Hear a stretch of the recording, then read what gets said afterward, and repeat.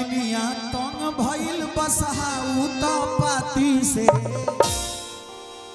मालिन जब शंकर जी का बसहा लगा बाग को उजारने, बड़ी सुंदर गाना है खेसारी जी के कि मलिनिया तंग भइल बसहा उता पाती से। अब वो बसहा को खोज रही है मारने के लिए कि मलिनिया तंग भइल बसहा उता पाती से।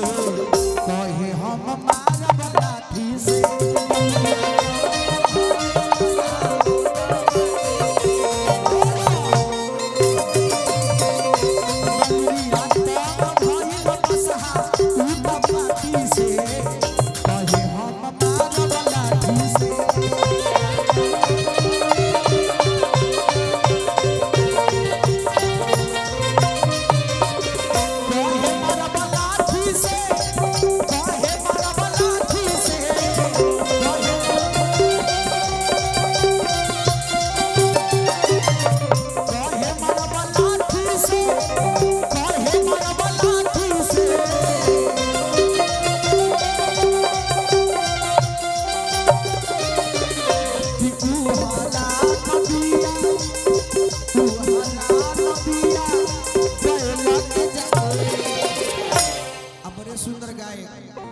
धनंजय शर्मा जी भी आ चुके हैं। हम चाहेंगे कि उनको भी मंच पर ले ही आया जाए तो ठीक रहेगा। हाँ 5 मिनट में उनको भी मंच पर ले आया जाए। वही गाना के बाद अदिति जी, उसके बाद हमारे साहिल पटेल भाई हैं, धनंजय शर्मा जी हैं। लगातार भजन कीर्तन के कार्यक्रम एकदम शांति बना के गर्दा मचेले चले के बाद एक बार बोलिए तो बोल बम, बोल बम, चुप्पा बम, झोटैला बम, दाढ़ी वाला। हाँ तू बोल बम। अरे उ हरान बिया बोए लगे जाती से।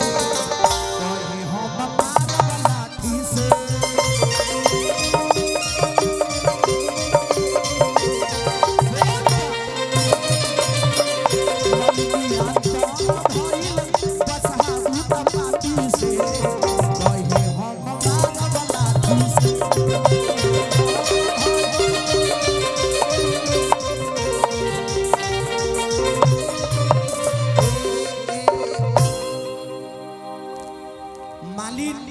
जब बसहा को रगेद रही है, बसहवा जाके शंकर भगवान के पीछे खड़ा हो जाता है और शंकर भगवान से मालिन पूछ रही है कि कैसन ले आइला भोला अपना सवारी।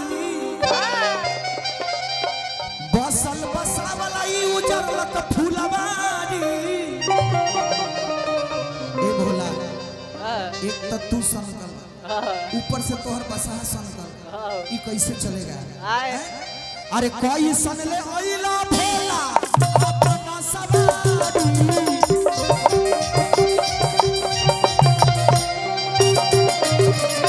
बसल बसावला ई उजरलक फूलवारी।